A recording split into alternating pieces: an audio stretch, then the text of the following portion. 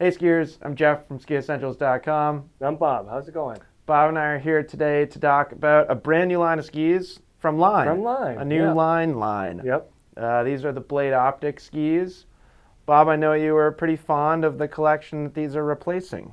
Yeah. So no more sick days. We are now into Blade Optic. Yeah. I kind of feel like that sick day 94 was right in the sweet spot for the construction and the shape.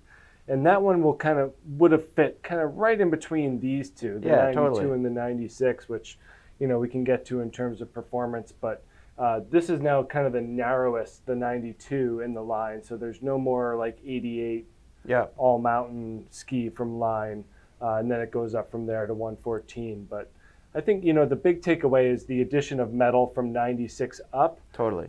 replacing that sick day, and then the addition of that big one, the 114 at the end. So I would go as far as saying that these Blade Optics up here are a pretty significant departure from the sick days in general. Just Yeah. an overall feel, Yep. intended application, all that kind of stuff. this is the only one that you Yeah, can the be like, 92. all right, I Yeah. feel some type of sick day in this. Yep.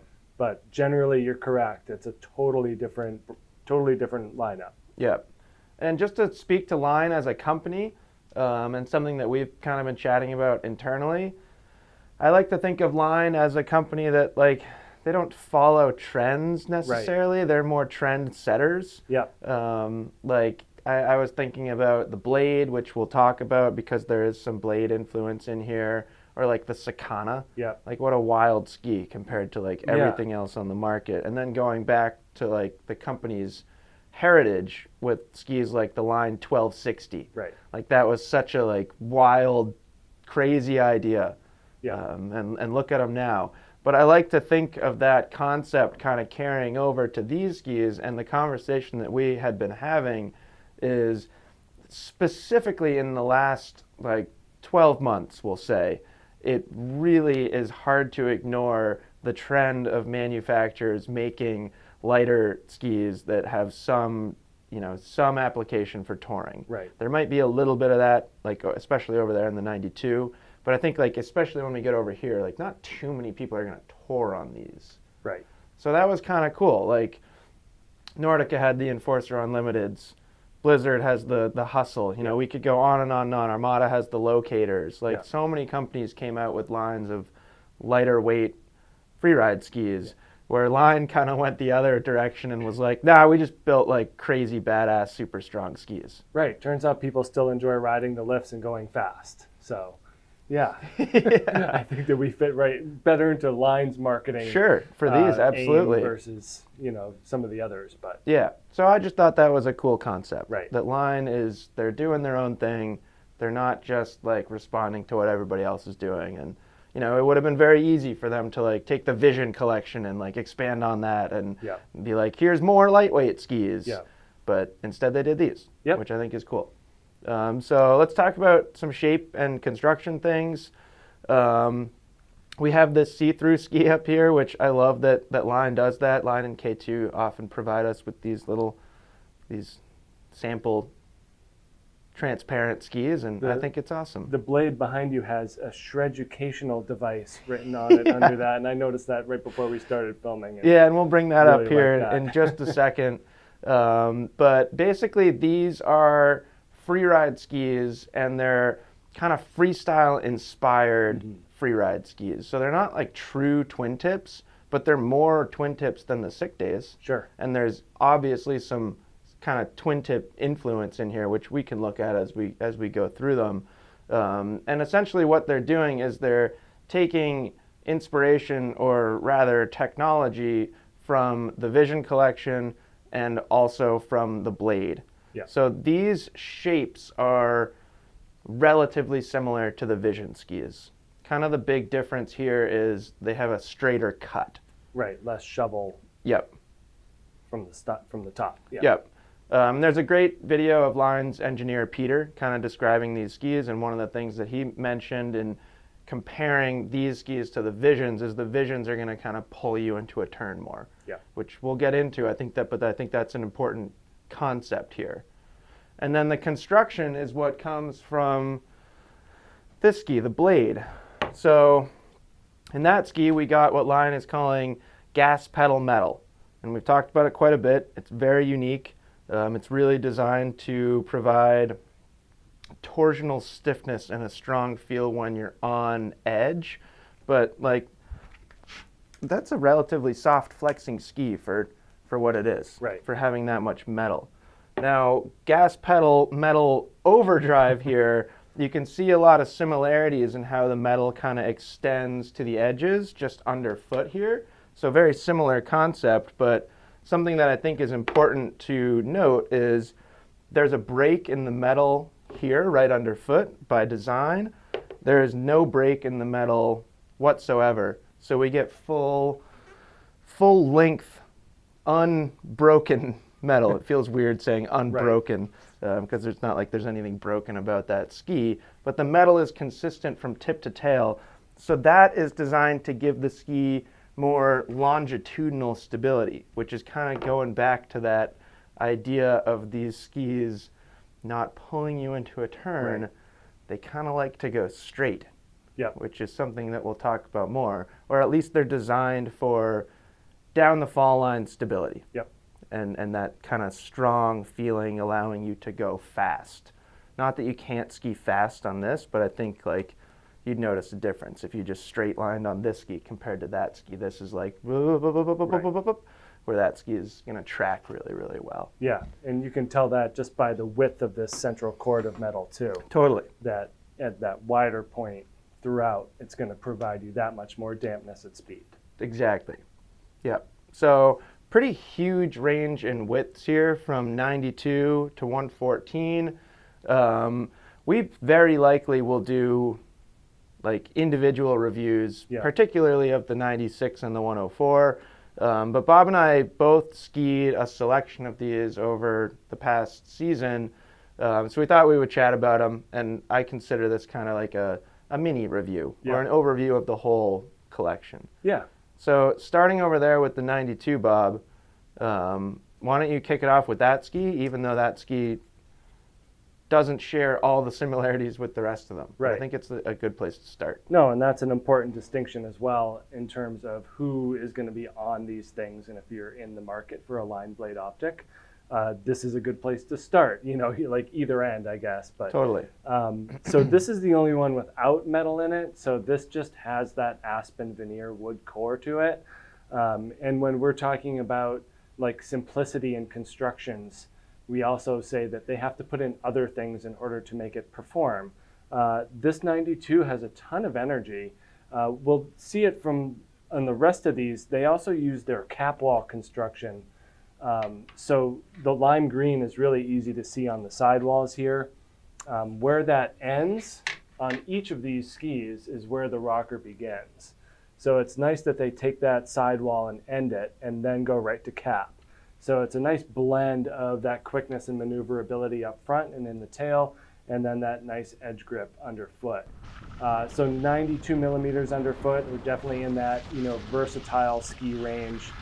Really, really good for, on trail, off trail, excellent for the bumps, trees, anything quick. This is really going to be where it's at.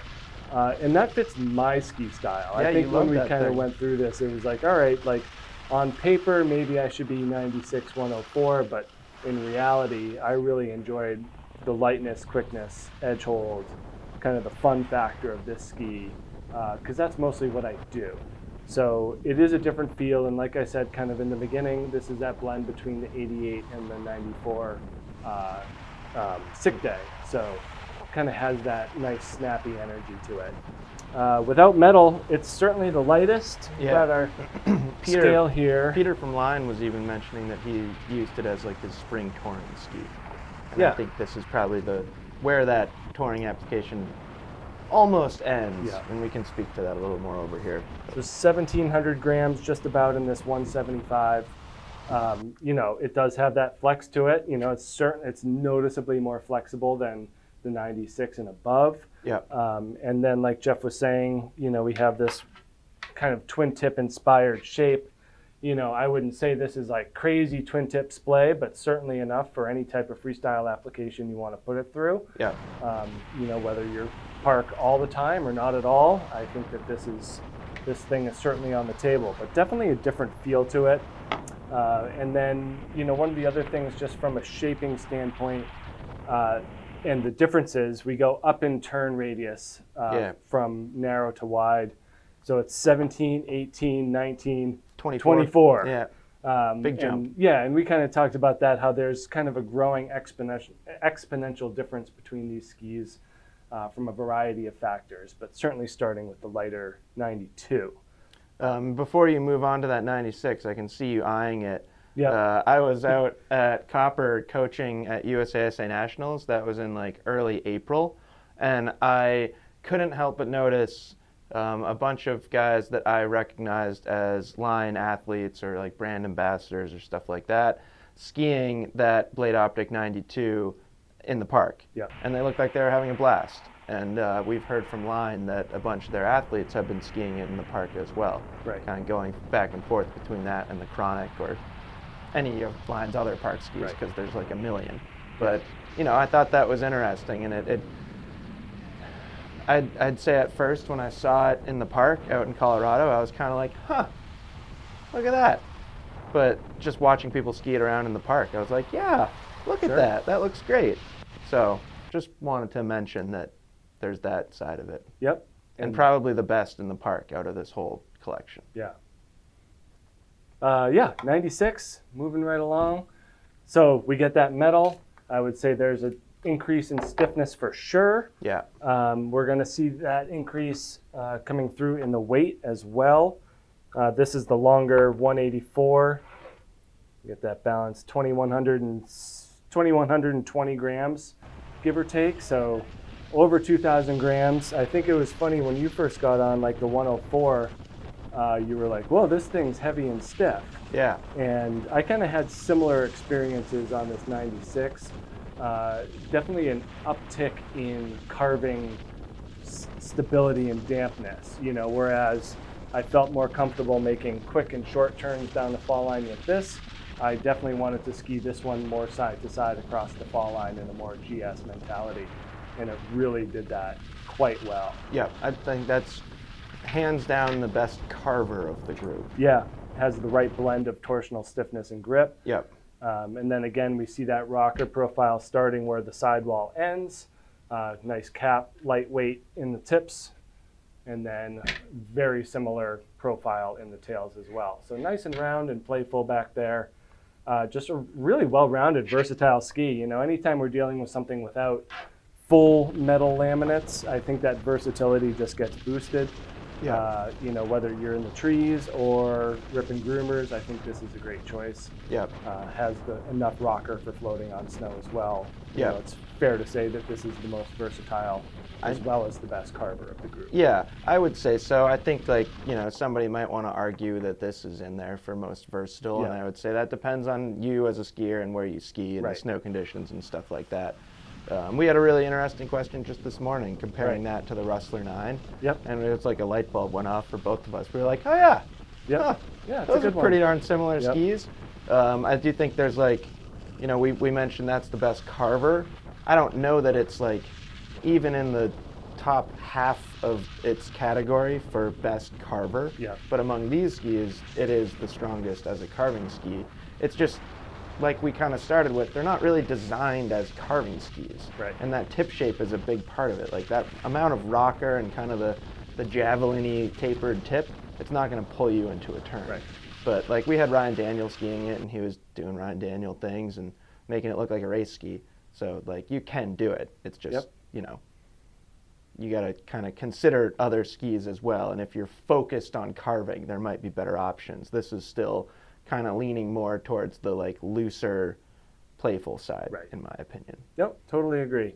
And a really nice overall choice. Yep. So then moving up over here to these black skis, we got the 104 and the 114. I'd say this is where it really starts to feel like free ride skis. Yeah, big mountain. Yeah. More open area. Yeah. Yeah. And this is maybe one of the most interesting skis I've been on in a while. And I will admit that when I first skied it, I was like, I don't even know what this does. I think you were like, who puts this much metal in a ski like this? Yeah. No, it was just something that I wasn't super experienced or familiar with, Right. and it took me like a little while to kind of figure it out. And ultimately, I've realized that it's like a really good ski for Right. me. Like it matches my skiing style almost perfectly, but like through all of our testing, I don't ski in my normal skiing style Right. very often. So as soon as I kind of let go of like trying to just link carving turns and that kind of stuff and just skied with more of my own personal preference, this thing really started to shine. Yeah. And what I like about it is it is one of the best skis I've ever experienced for blending stability and power with like flickability and playfulness. Yep. Like the edge release on these skis is incredibly easy for something with this much metal and that feels this stable. This is the 178 centimeter length, so right at 2,100 grams. Like that's a real ski. Yep. Like not messing around there at all. But I just wanted to like jump off everything. Like even when there wasn't anything in front of me, I still like, it just felt like the ski wanted to just bounce and play and Yeah. slash, and like I remember like tail tapping something or like just the ground. It's just like such a cool ski and how it feels strong and stable, but also very maneuverable. And that brings me to my description of what I would consider like modern freeride Yeah. skiing, where you're either going straight and really fast or the skis are completely sideways, but you're still kind of going straight. Linked slash turns. Yeah, linked slash turns.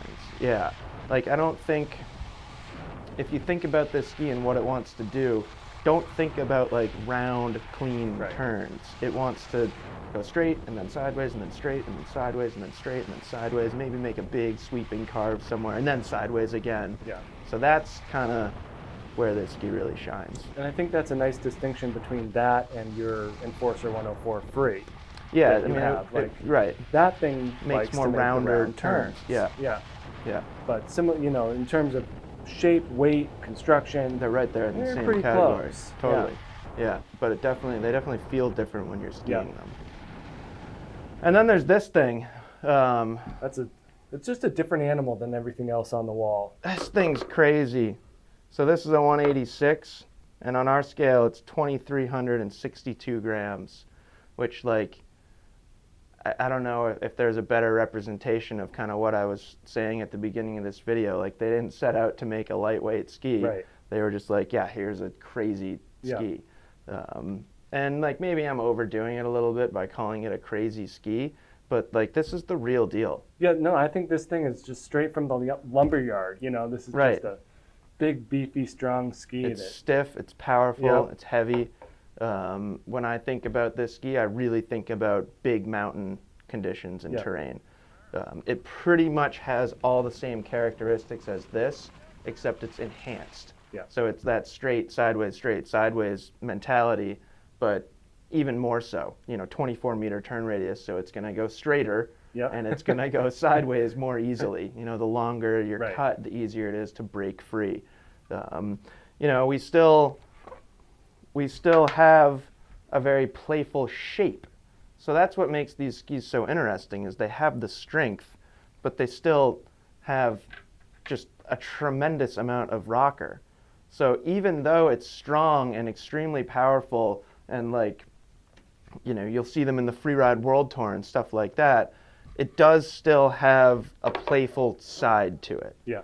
I think when we go from 104 to 114, you do lose some playfulness. But if you're a strong, aggressive skier, and you want like a big, floaty, strong powder ski, but you still want to do like nose butter 360s over like a little powder pillow or something like that, this ski is great, and it truly is designed for like a pro skier. Yeah. Kind of.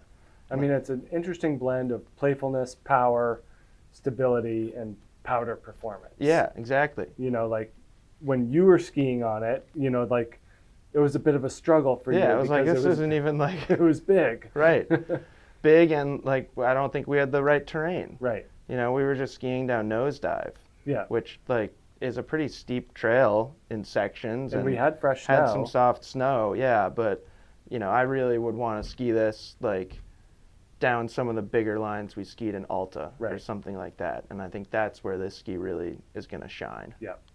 Like, you know, we've both lived in Breckenridge for a season or two. Yeah. What That's are the- Imperial Bowl. And, like Lake Chutes Yeah. or whatever those things are called. Like, yeah, drop a couple cliffs and just straight line out of Yep. there, because you have to straight line out of there or else you like stop. I don't know if you know the terrain I'm talking yeah. about. No, you end up in the ditch. In the basin, Yeah. yeah. So that's like where I really think about this ski.